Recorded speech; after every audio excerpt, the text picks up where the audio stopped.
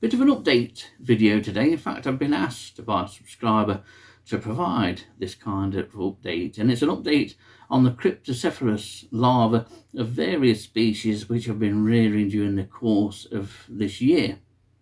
So, if you remember these and this, you're going to see what progress has been made. And these have all been reared bar one from eggs obtained from females taken from the wild and then released back into the wild at the point of capture. So there's no harm done to population or species in Nottinghamshire. And so we're going to have a look at how well the various larvae have done over the preceding months.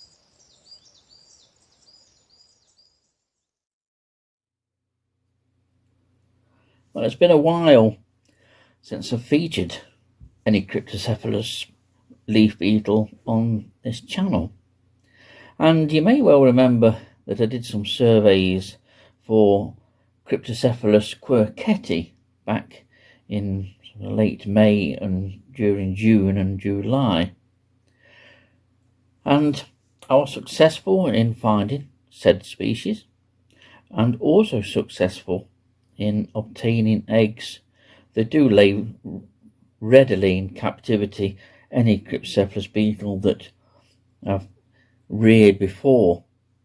And it's just a quick checkup to re-water the substrate that these are on. These have been kept outside in the shed, and they've been in the shed for over a month.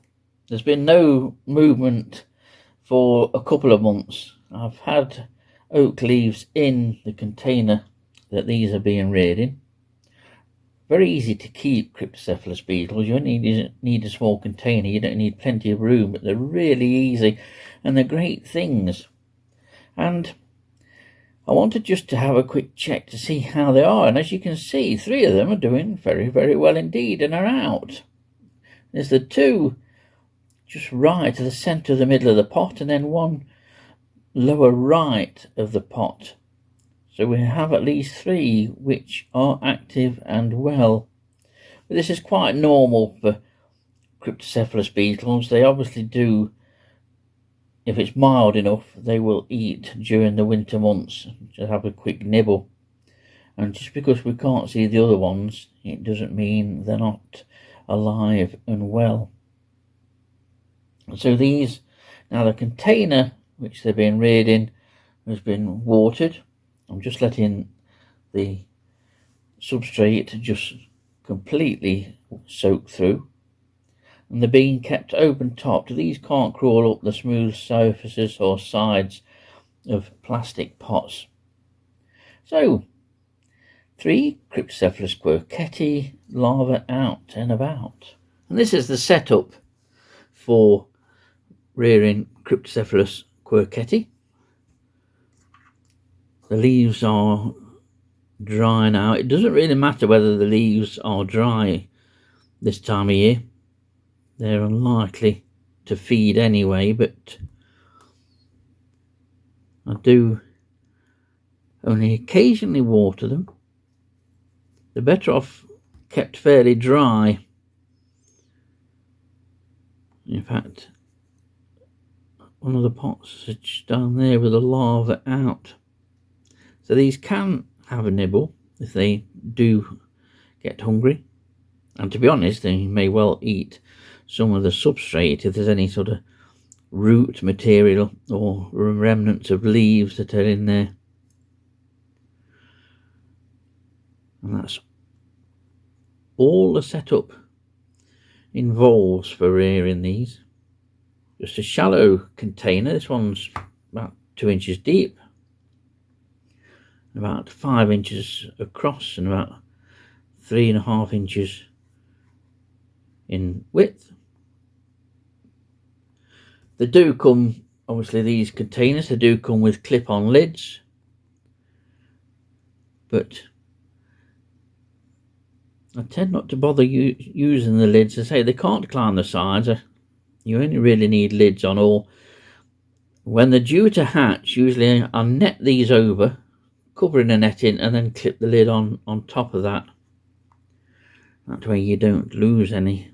And these are being reared to be released. I may well keep some on actually and build up a decent stock. Now I do miss, or have missed, rearing Cryptocephus beetles, and I would love to rear some of those found elsewhere in the UK.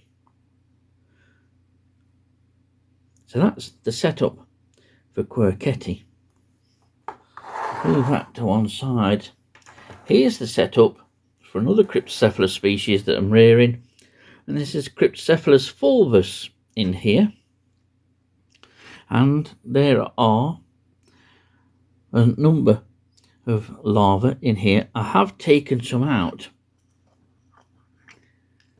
just to show you how small these are. There's the pots, some of the pots, got about 8 or 9 pots in there. Smaller pots than Quercetti, but then again this is a smaller species. These don't get very large at all, and these pots are 3 mil in length at most. But all the Cryptocephalus that Dillis and I and myself have reared have always spent the winter just tucked, usually partially buried into the substrate that they're on. And I'll see if I can get you a little bit closer, but there's a cluster of pots of fulvus just here. They're very hard to find. These are all dead leaves. Cryptocephalus fulvus feeds on various species of St. John's wort or Hypericum. They will take most species, but there are a number of pots here, and I do keep them quite dry because they are found on more dry and well draining soils. So this is pit top material, and this was just moss, and with the accumulation of dead leaves they just bury themselves down into the moss. There's lots of little crevices and places they can tuck themselves away, but I do need to just give this a bit of a water. The only problem with keeping them dry is the substrate tends to shrink a little bit, and so you get gaps which the pots go in down the sides. But the majority of them are here, but also get tucked in amongst these. And as a general rule, any Cryptocephalus beetle that you rear, should you do so, I always keep them on the same substrate as what I would find them on. So hence for the Quercetti, that's just old leaf litter and straight out of Sherwood Forest, and this is the stony substrate from Warsop Main Pit Top, which is where these were taken from. We'll have a look at the pots and see if any of the pots that I've got in that container have become active. Well, here's a number of pots, 8 by the looks of it. Have we got any activity? I'm not sure. That maybe that third pot up, is that a larva's head? I can't see with these eyes. I think that one is active. It is, because it's moving around, look.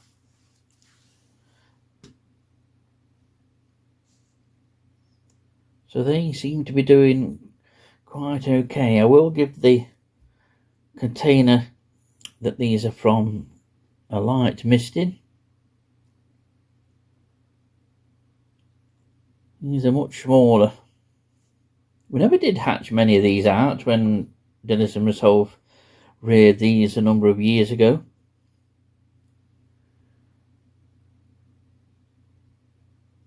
Great little things. So it's back into the container with these. We'll give the container a misting first, just to dampen that substrate, and everything should be fine. These can then go back outside. So that's Cryptocephalus fulvus. Now before I do put these fulvus back into their container, let me just show you this. That is the full-grown pot of a Cryptocephalus coralli larva, which I collected via leaf litter sampling from Sherwood Forest Country Park earlier in 2023. I say that is full-grown, and obviously there's a massive size difference. In adult, these smaller pots that you see here of Cryptocephalus fulvus, the adult beetle is only about 3.5 to 4 millimeters in length, very small. Cryptocephalus coralli is considerably larger, and males can be anything from about 6 mil in length from head to the end of the elytra and abdomen, up to about 8 mil for females. It's a large species and a beautiful red colour, but you can see here Cryptocephalus coralli larvae always do this. You can see on the left hand side here, this was the end to which the larva used to partially come out from, but prior to pupation they seem to rid their body of all feces and just create this nonsensical extension almost to the pots. But there's a sort of a neck on the pot. You see where it just narrows there, look. That's the old entrance, or where the old entrance to the pot was. So everything to the left of that is what the larva extends, and obviously uses up all the feces. It rids the body of feces, and then at some time, we never knew exactly when, whether it was the spring when pupation would occur, or whether the adult beetle is actually in there now, just ready for it to warm up, and it will emerge at this end. Quite brilliant things. And the left hand end is usually fixed to something, but in our experience they were just usually partially buried, or would attach themselves to other pots if kept in large numbers, which you can do with these.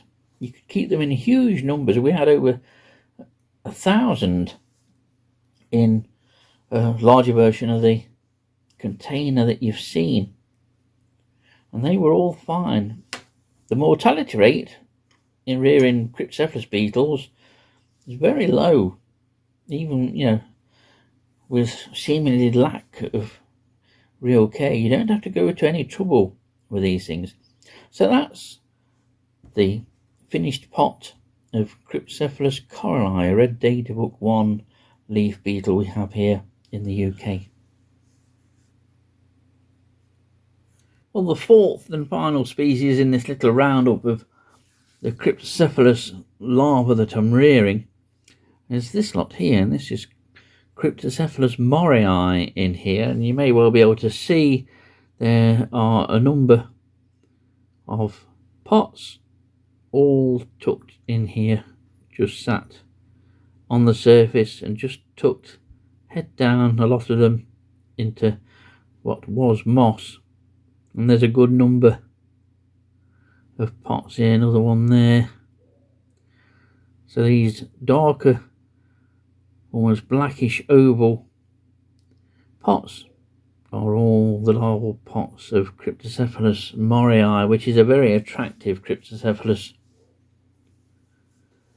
And they're doing very well. They're on the same substrate and exactly the same setup as Cryptocephalus fulvus, which you've just seen, and that's because they originated from Walsall Main pit top. So you've got a very stony, dry substrate, very easily draining, and then just a layer of moss on top, and you can still see the remnants of the last lot of food plant that they had in.